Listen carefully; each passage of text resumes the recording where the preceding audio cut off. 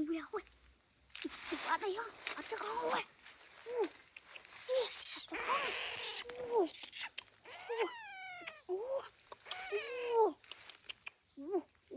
Bàn tay run vì nâng tưng à. Run vì ngoài nước chú nào ơi.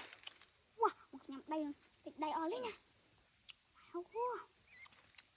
Mà có tôi muốn ta.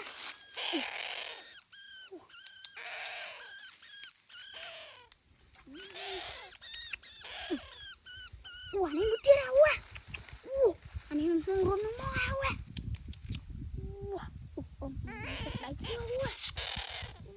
Lọc video á. Tụi mình mò á. Cọp lê đâu á. Tôi xấu á.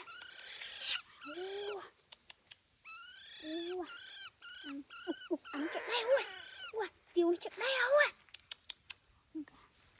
Ta tha. Đi ngay. Chọn đi dục đi. Dục đi rôn này à. Ui. Nhắm vô.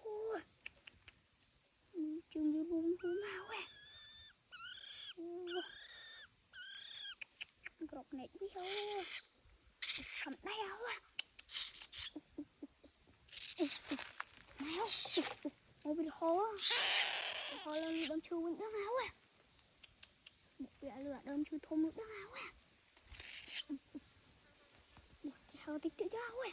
Để tụng đây tiết áo à.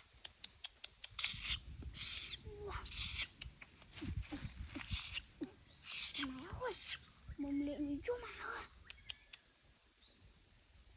Ê dùng nè. Ồ luôn mà. Mến à.